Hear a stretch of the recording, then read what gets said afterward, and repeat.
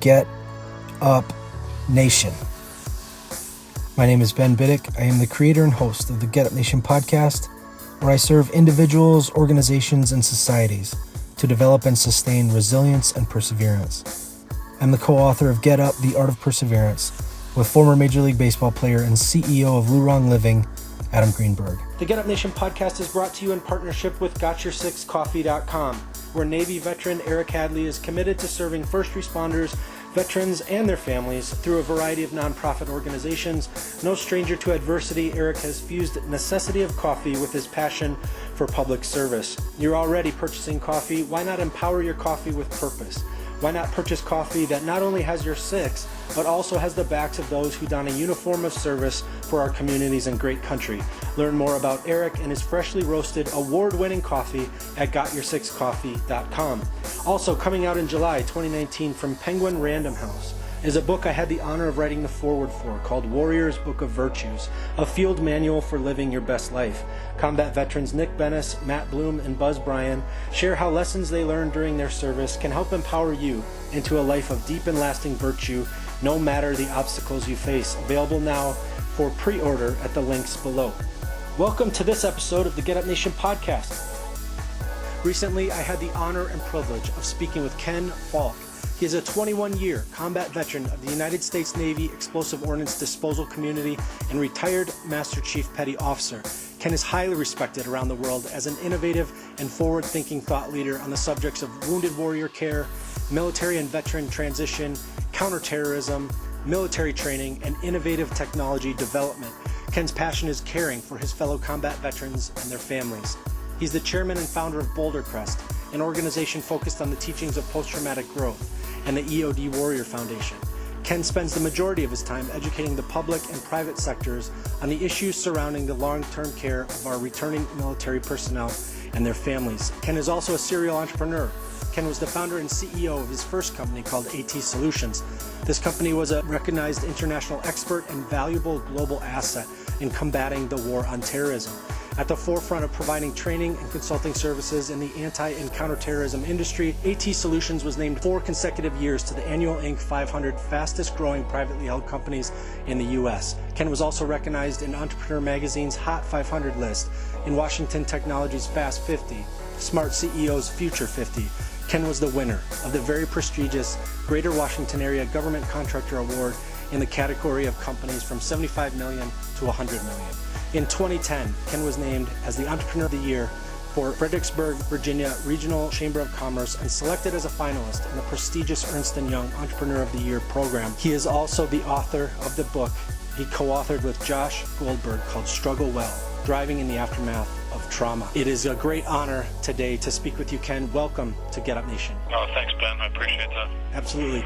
Ken, you surround yourself with innovators and disruptors who refuse all excuses and systemic shortcomings, forging ever onward and upward, creating brilliant and satisfying life experiences for even those who have survived the most troubling realities our world dishes out. First, let me express my appreciation and admiration for you and your work in service of others. Appreciate that, and thank you. It's a great honor to be surrounded by people like that. Let's get into this. I can't wait to share your journey of resilience and your amazing work with Get Up Nation. As a young man, you loved hockey. School was a challenge for you, though. You talk about how you barely graduated high school, and yet you've accomplished so many tremendous things. So I'd love to delve into that a little bit. Will you share some about your upbringing and early experiences that were significant for you? Yeah, no, thank you. I appreciate you picking up on that. So I was born in Pittsburgh, Pennsylvania, to parents, a father from Chicago and a mom from Pittsburgh.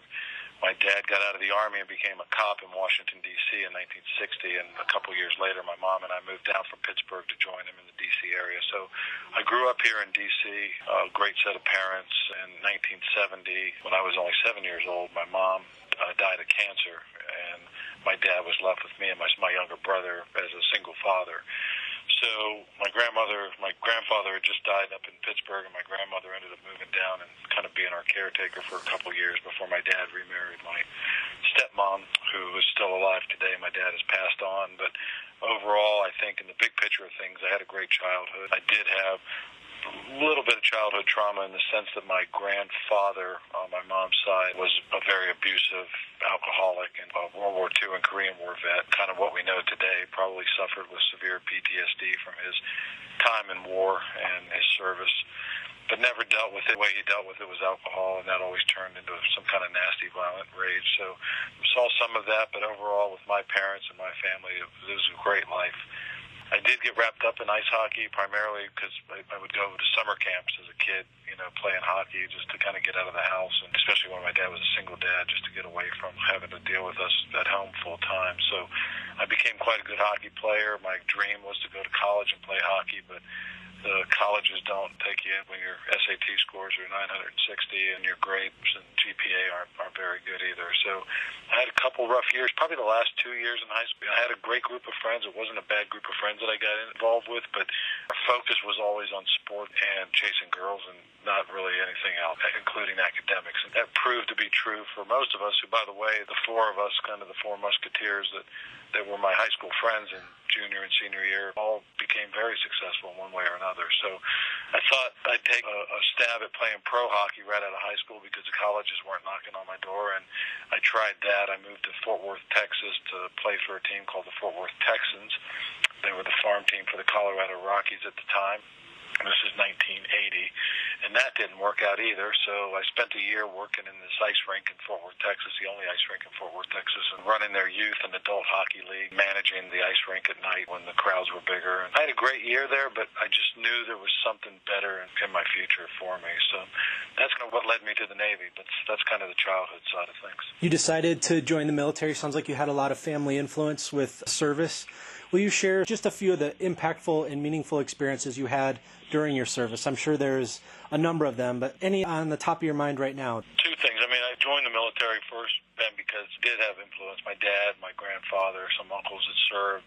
I grew up during the Vietnam War right outside of Washington, D.C. All of our neighbors as kids were military families. They'd move in from all these exciting places around the world, Guam and Korea and England and Italy, and my family had never left Pittsburgh or Washington, D.C., so it was very intriguing. All my childhood mentors, my scoutmasters, my bosses, were all military men, and they had a big influence on my life, and that's kind of what led me to join. But I had a great career. I started off in the Navy Ceremonial Guard. We're the ones that do all the funerals at Arlington Cemetery, all the White House ceremonies, and had a really good career.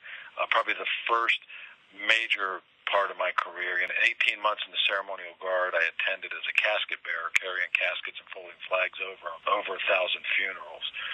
And in January of 1982, an Air Florida Flight 90 hit the 14th Street Bridge, and I was on duty that night and spent a lot of time out on the water that evening helping out with that plane crash, and that wasn't a very pleasant experience. But about midnight that night, this little dive boat came chugging up the Potomac River, and the bomb disposal school used to be in a place called Indian Head, Maryland, which is 30 miles south of Washington, D.C., right on the river. And all Navy bomb disposal guys are, in fact, divers. So they had taken all these divers out of training and brought them up to go dive on the wreckage to look for things like black boxes and bodies and maybe people that might still be living. But I ended up working my way onto that little dive boat that night, met some bomb disposal guys, or what we call in the military EOD, explosive ordnance disposal, ended up getting recruited into EOD, and that's what started. So I became a bomb disposal guy in 1985 and spent the rest of my career doing bomb disposal work. I know we're skirting over a lot of things here, but you've done so many amazing things, and I want to really hone in on some of your work with post-traumatic growth and post-traumatic stress, so I would definitely encourage anybody listening to this to look at your history and all of the things that you've accomplished in business. It is truly remarkable,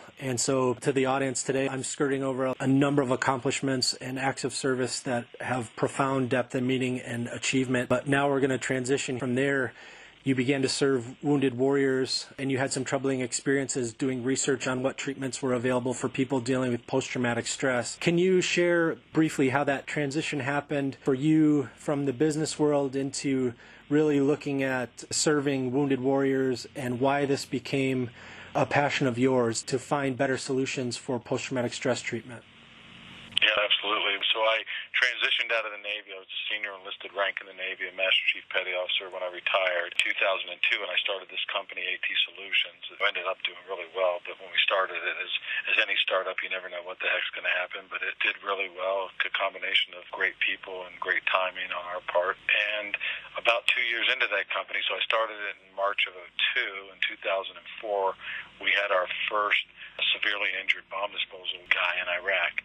And a friend of mine was deployed to Iraq, and he asked me if I would meet this family at the hospital.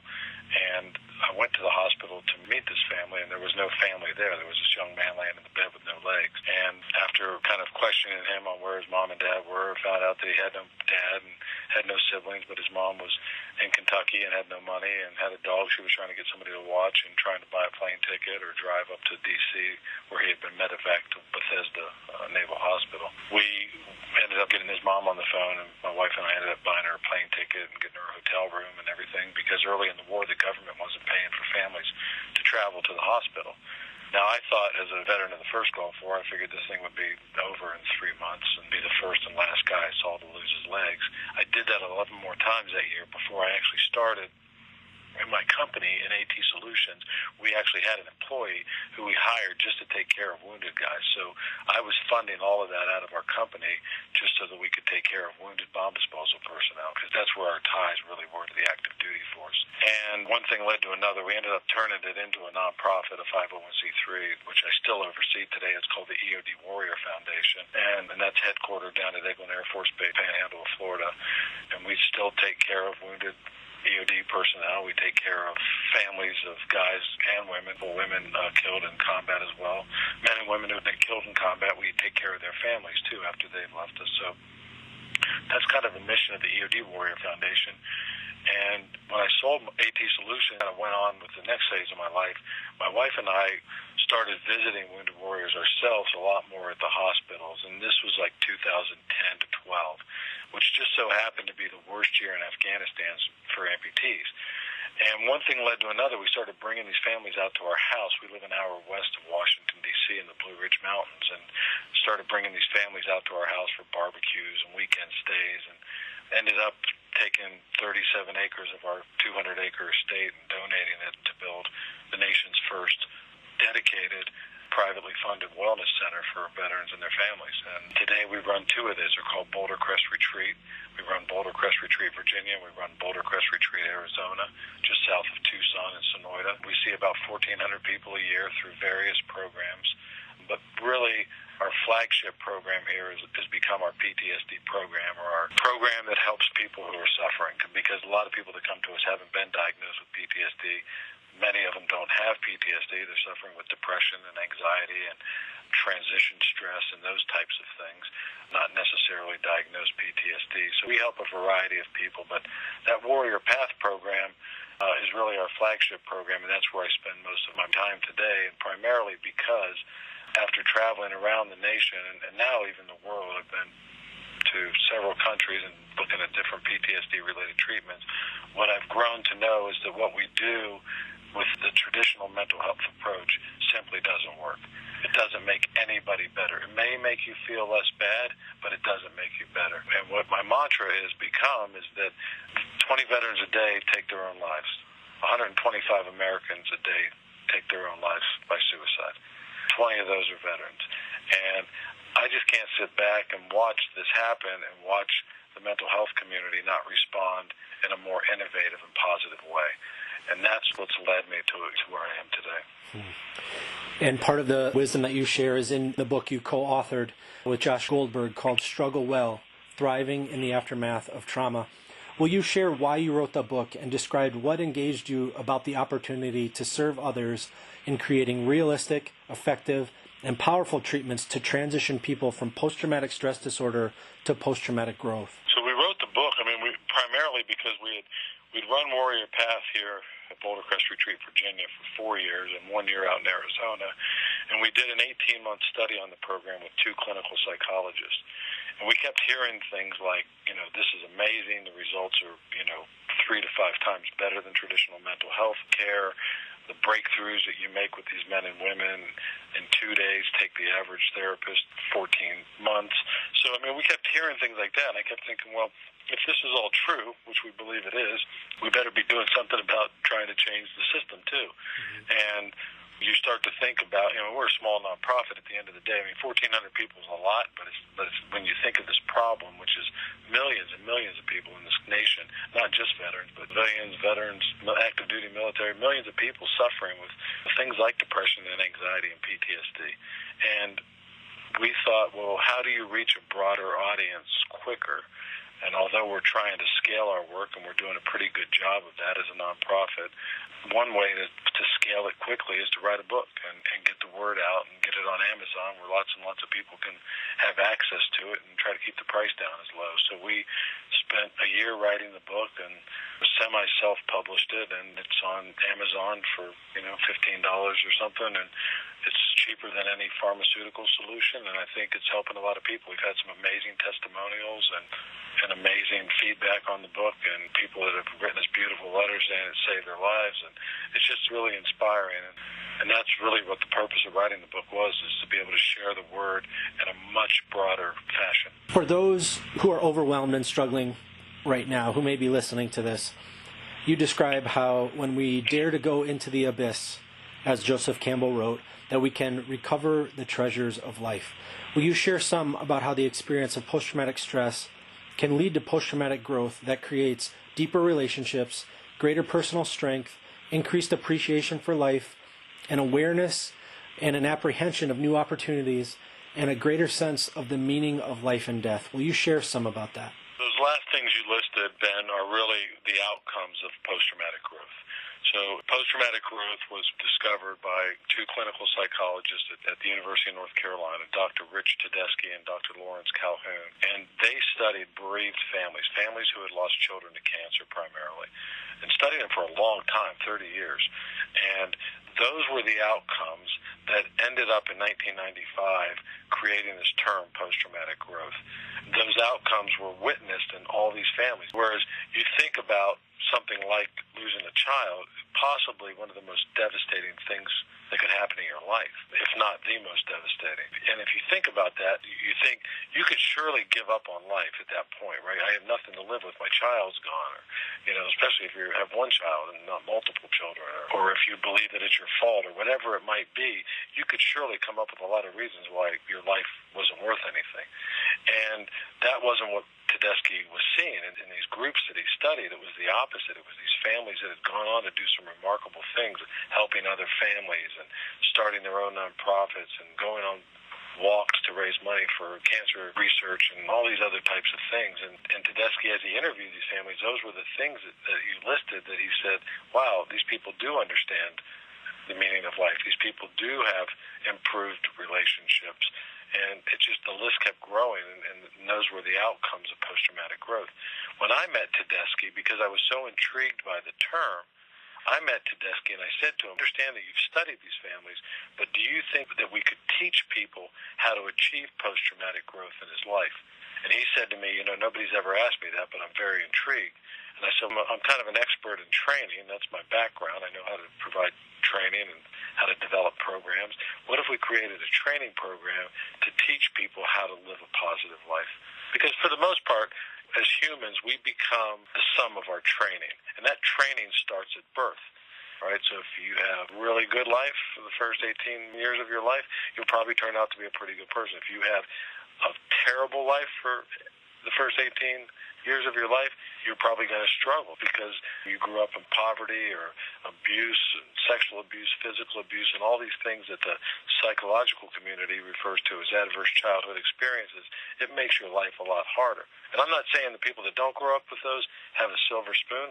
I'm just saying that it surely puts you on a different path. When you start your journey as an adult and you're already carrying 18 years worth of trauma, it makes your life very difficult, and that's what we continue to see. So what we try to do as we teach these programs is to teach people how to take a knee, how to take that 5 minutes, that 5 days, that 7 days, whatever it might be, and kind of dump all this stuff from the past out of our rucksack and learn how to really honor the past, right? We can't get rid of it. No matter what shot they give you, what pill they give you, what treatment they give you, you cannot forget what happened in the past.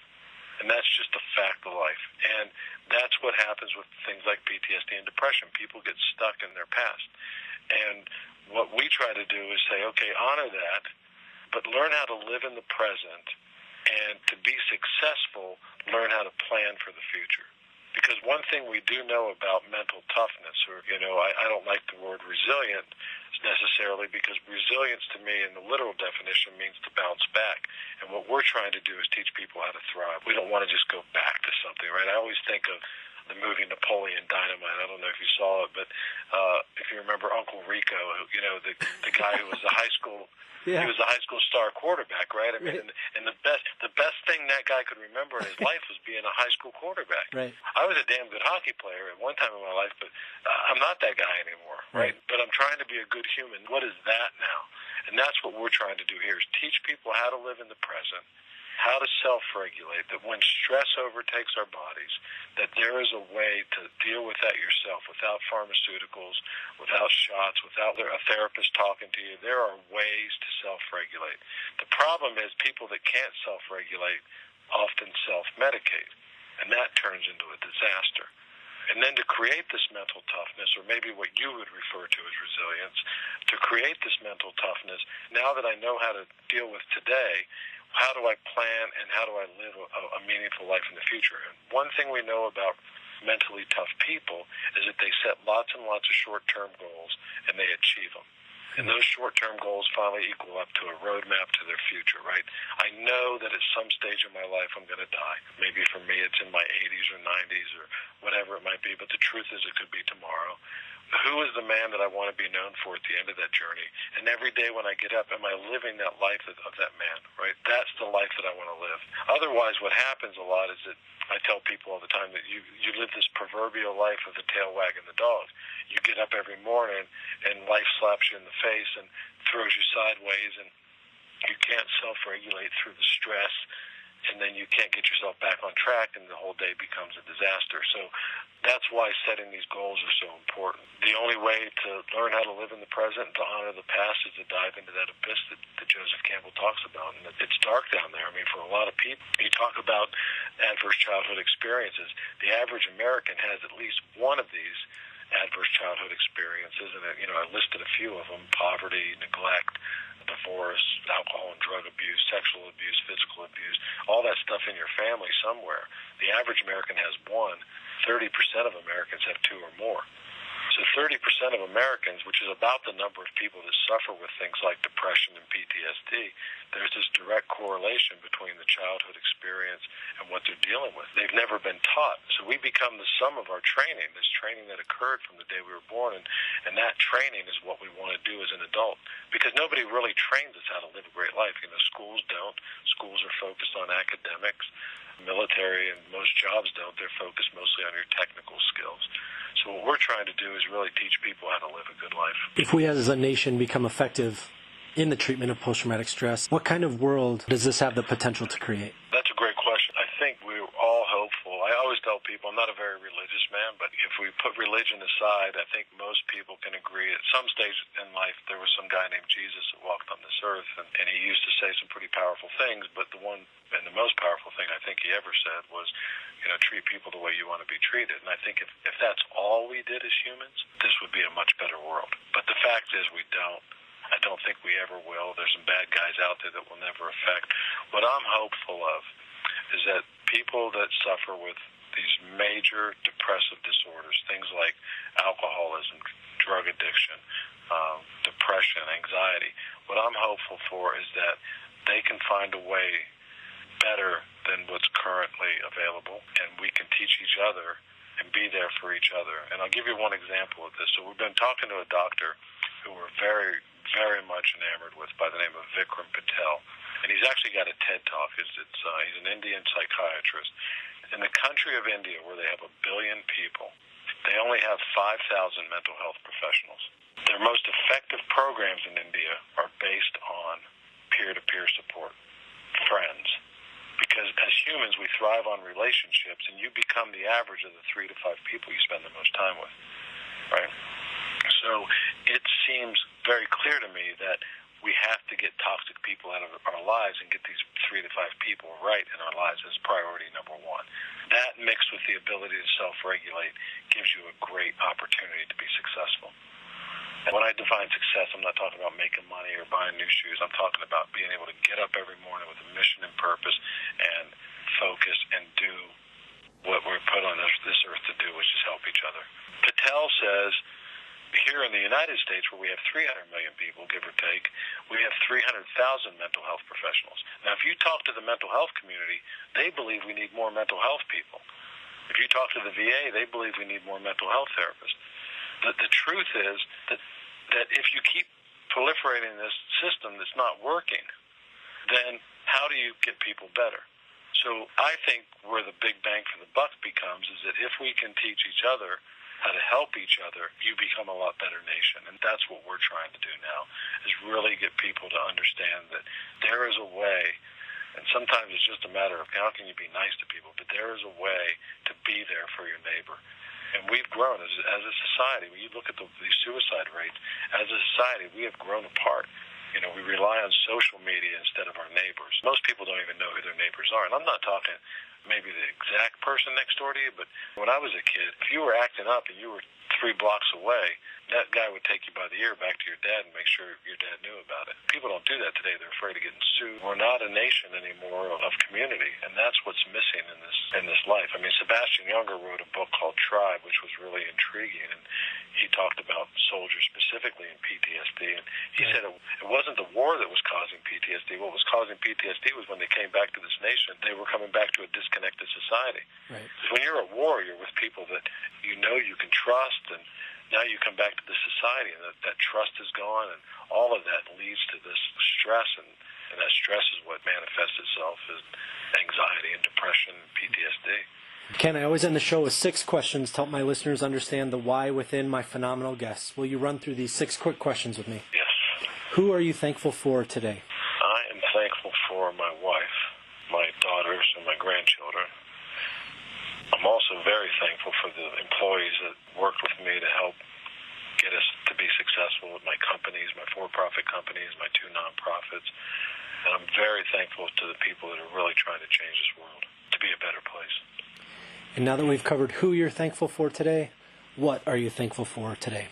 Well, I'm thankful for 2 parents. You know, my mom died when I was 7 years old, as I told you earlier, but I'm thankful for my dad and my stepmom who raised me and didn't have me exposed to the horrific childhood trauma that I've come to know through the people that we've been helping. And that's really what I'm thankful for. They gave me the great opportunity. Although nothing was ever perfect, they gave me a great opportunity to start my life without carrying a bag of rocks around. How do you fuel the fire within you? That's a great question. I did a podcast a few months ago with a friend, and I told him, I said, 70% of Americans hate their jobs. And I said, every single morning I get up and I can't wait to get to work. It fuels me to know that what we're doing is changing people's lives and getting to know other people and trying to make the world a better place. And I think that's what fuels me. And my grandchildren today. I was a very absent father. I was deployed a lot in the military. I was gone a lot in my company. But I've got 4 beautiful grandchildren now, and I love being at home, and I love being with them. What is one thing adversity taught you to value? I think it's a time to pause, right? It's just what we would call in the military this tactical pause, and adversity says, stop, understand it, don't make it happen again. You know, I'm a bomb disposal guy. You know, I come from a profession where you can't make mistakes. So when mistakes do happen, and hopefully in training, you learn from them, and those mistakes happen over and over. I made hundreds of mistakes running my company. We could talk for hours just about the mistakes and the adversity that hit us in the face. And I think what adversity does is it really, to be successful in the outcome of adversity, it really gives us that time to pause, to look inside and say, okay, I learned the lesson. Let's go on. Let's not let it hold us back. Let's just go on and know that it's going to get better. What are you doing today you may have never thought you could? That's an easy one for me. I spent most of my time today raising money for our nonprofits, and I tell everybody it's the hardest thing I've ever done in my life. I've been shot at, I've disarmed bombs, I've been diving in deep, dark waters, I've jumped out of airplanes in the middle of the night. I've done a lot of dangerous things in my life, but there's nothing as hard as raising money. And I think if somebody had told me 30 years ago you're going to spend grandfather years just going around asking people for money to help get this nation healthier, I would have told them they were crazy, so not today. And what will you do tomorrow that you may have never thought you could? So that's a tough one. I've got goals set for myself and for our organizations. I think what I look forward to the most is being able to look back and say we've made some significant progress in stopping the suicide dilemma and suicide epidemic in our country. Ken, what can people do to learn more about you and your work? You can get a copy of the book, The Struggle Well. Josh and I are pretty open and honest in there. We share our own personal stories in there, stories of adversity and how we've overcome them and how it relates to post-traumatic growth. StruggleWell.com is our website. And then the two nonprofits that I oversee, the EOD Warrior Foundation is EODWarriorFoundation.org, O-R-G. And then the retreats and the Boulder Crest Institute for Post-Traumatic Growth can be found at BoulderCrestRetreat.org and BoulderCrestInstitute.org.